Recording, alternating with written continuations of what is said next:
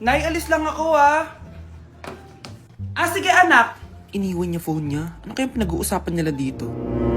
Mga walang iya kayo. Humanda kayo sa akin. A few moments later.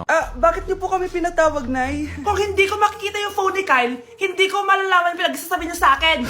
Lagot tayo ate. Kung san-san mo kasi nilalagay phone mo, Kyle? Nakalimutan ko eh. Mag-umpisa tayo sa'yo, Kyle. Anay, puro na lang itlog at hotdog niluluto ni nanay. Mas masarap pa magluto yung kapitbahay natin. Sige, next time, ipagluluto kita na sinigang na hotdog. O ikaw, Brianna. Alam niyo bang nagalit sa akin si nanay kasi dati with high honors ako, 'di ba? Tapos ngayon with honors na lang. Siya nga bagsak nung high school eh. Oo, bagsak ako. Pero top 1 ako ng kinder. Kevin? Wala akong sinasabi Grabe talaga si nanay. Umaga pa lang galit na siya. Tapos utos pa siya ng utos. Bawal ba magpahinga sa bahay na to? Grabe. Wow, wala ka palang sinasabi At ikaw, Scarlett? Yes, Nay. Mga be, alam niyo bang galit na galit sa akin si nanay dahil daw nag-boyfriend ako na maaga?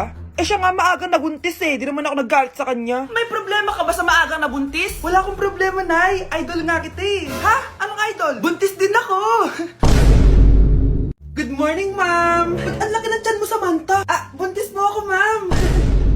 Hello, ma'am. Sko, ano nang nangyari sa mga estudyante ko? Lo, blessing kaya to, ma'am. Blessing? Nauna pa kayo sa akin, Okay, nagets niyo ba? Ano yung maingay na yon? Ma'am, sorry po. Lumabas na kasi yung anak ko Tama na, baby. Ma'am, nawawala yung anak ko! Iniwan ko lang kanina dito Ilabas niyo na! Kit-kit mo? Hoy! Balik pa sa akin anak ko! Anak mo pala to? O, salo? Yung bata! Be, may gatas ka pa dyan? Naubusan na ako Ay, B, bumili ka! Ano, pati gatas ng anak ko, ubusin mo din? Damot mo naman? Ang pangit naman ng anak mo. Aba, ano sabi mo? Che, TikTok muna ako. Uy, B, puro ka TikTok dyan. Yung anak mo, lumabas na ng room. Baka malaglag yung sagdan. Halaan mo, para matuto siya. Hala, walang kwentang nanay to. For our last question, ano ang full name ko?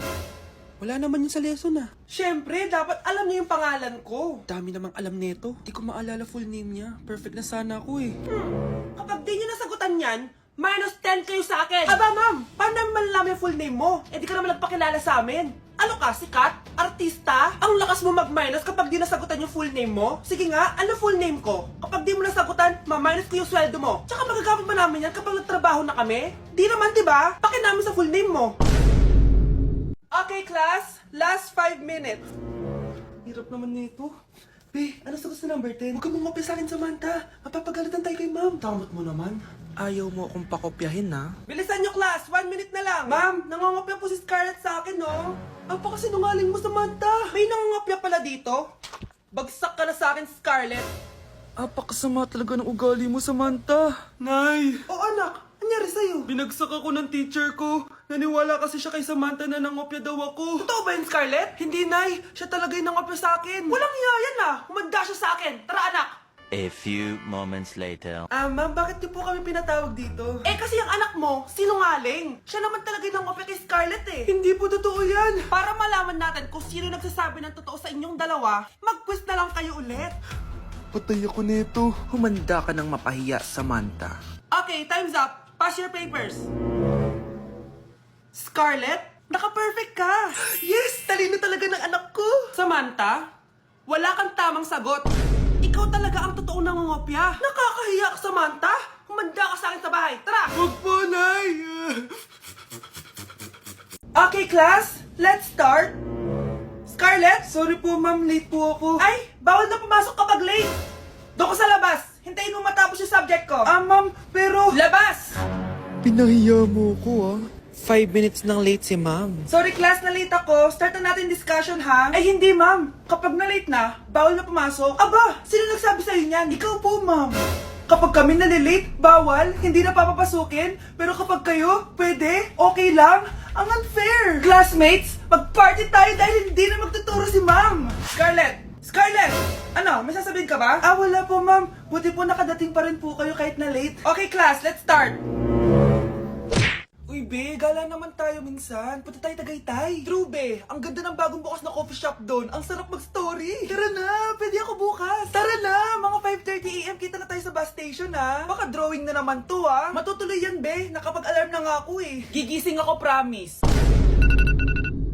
Masa na ba yung mga yun? 6 AM na. Oh, alas na tong bus papuntang Tagaytay, ah. Puro kayo drawing, ha? Teka lang. Ano ba yun?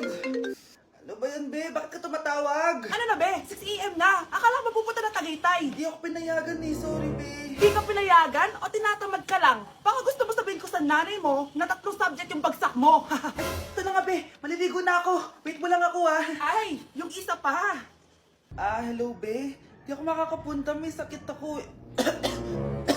Sakit. Lalong lalala yung sakit mo, be, kapag nalaman ng nanay mo na boyfriend mo yung anak ng kaaway niya. Ay, be, magaling na pala ako. Nakakalakad na ako. 5 minutes nandyan na ako, ha? Madali lang pala kayong kausap eh. Let's go, Tagaytay!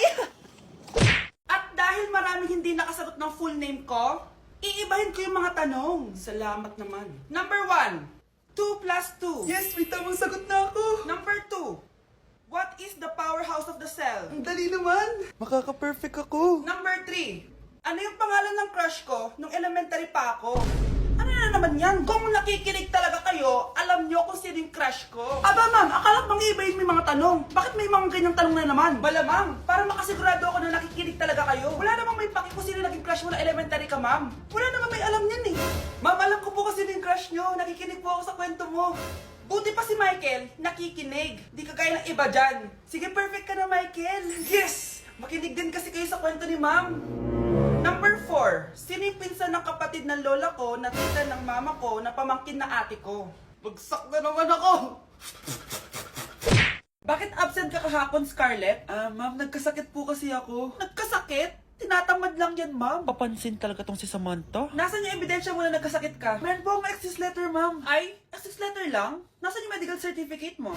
Medical certificate, ma'am? Hindi naman po pumunta ng doktor. Oh, paano ko malalaman na totoong nagkasakit ka? Ito po, ma'am, yung chat namin ng nanay ko. Ito po, ma'am, picture po ng thermometer na ginamit ko. Sus, kinuha mo lang yun sa internet eh. Papansin ka? Kulang sa pansin eh. Ay, hindi ko tatanggapin yan, be. Hindi kita i-excuse. Dapat medical certificate yung ibigay mo sa akin. Aba, ma'am, kailangan ka pang nagkakasakit, may medical certificate agad? Paano kung masakit lang yung katawan? Paano kung masakit lang yung puson? Kailangan mo agad ng doktor? Hindi kami mayaman, ma'am. Nay, gusto ko daw makilala ng jowa ko. Sige anak, papasukin mo. Sige, Nay. Babe, pasok ka. Halika kayo, kumain muna kayo. Babe, kain ka na. Anong pangalan mo, iho? Anak, hindi ba ito nagsasalita? Baka nahihiya lang yan, Nay. Ikaw talaga, babe. Sige, kain na kayo.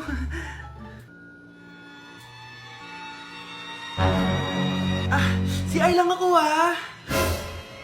Sige, anak. Anak, matagal ka pa ba?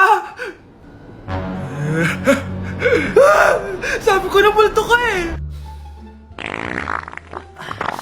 Halika dito. Anak! Bakit ka tumatakbo, Nay? Yung jowa mo! Multo siya! Pinagsasabi mo dyan, Nay! Anak, tingin ka sa likod! Ay, Mare! Nay, umalis na tayo dito! Tara na, anak! A few moments later. Ang galing natin, Nay! Naloko natin sila! May bago na tayong bahay, anak! Nay! Sino yun? Totoong multo na yun, anak! Umalis na tayo dito! Tama na. Ano to? Para na namang ulam? Mahal, pangako bukas may kakainin na tayo. Sinabi mo rin yan kahapon. Paano tong anak natin, ha? Paano natin ito bubuhayin? Mahal, please, magtulungan tayo. Makakaahon din tayo dito. Ayoko na. O ito, ikaw na maghalaga niyan. Mahal, please, wag mo naman kaming iwan. Babalik na ako sa dati kong buhay. Sa buhay na nakakain ako na masarap. Sa buhay na nakakapag-party ako. Sa buhay na prinsesa ako. Ayoko na ng gantong buhay. Mahal, please, babawi ako. Kaya mo na yan. At wag mo na ako gugulin, ha? Anak, pangako hindi kita iiwan, ha? Nandito lang ako para sa'yo. Hindi kita papabayaan. Okay, Mr. Ramon? Ma'am, tanggap na po ba ako sa trabaho? Sorry sir.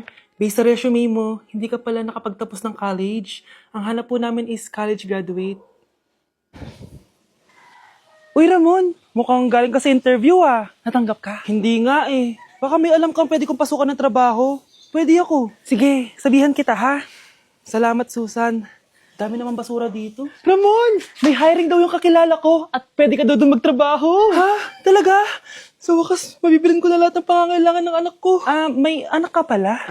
Oo. Iniwan kami ng nanay niya dahil di niya kaya tong gantong buhay. Hayaan mo, hindi mo deserve yun.